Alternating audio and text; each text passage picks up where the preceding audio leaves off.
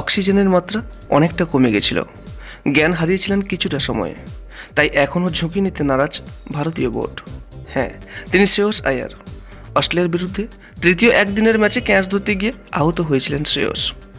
সিডনির হাসপাতালে চিকিৎসার পর দেশে ফিরেছেন ঠিকই ভারতের এই মিডল অর্ডার ব্যাটার, কিন্তু কতটা তার আঘাত গুরুতর ছিল তা কিছুটা হলেও জানা গিয়েছে।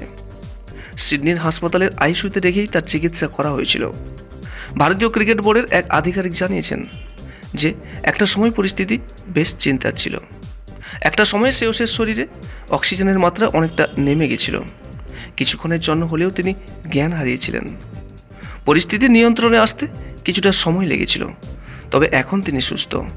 তবে একেবারে ফিট হতে কয়েকটা দিন সময় তো লাগবে।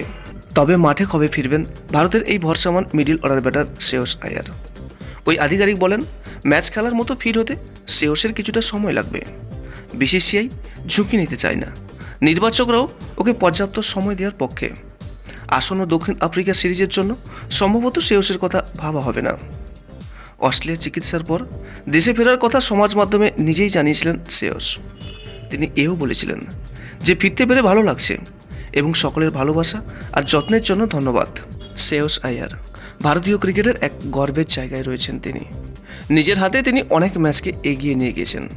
অনেক ম্যাচের রং তিনি তার ব্যাট দিয়ে পরিবর্তন করেছেন। অনেক খারাপ পরিস্থিতির ম্যাচকে ভালো জায়গায় দাঁড় করিয়েছেন।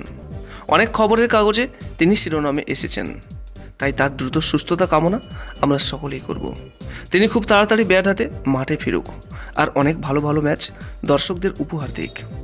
ভিডিওটি ভালো লাগলে একটা লাইক করবেন এবং আপনার কাছের মানুষদের কাছেও শেয়ার করবেন, এবং নিয়মিত এরকম আপডেট পেতে আমাদের এই চ্যানেলটিকে অবশ্যই সাবস্ক্রাইব করে রাখবেন। সর্বদা সুস্থ থাকবেন এবং ভালো থাকবেন। নমস্কার।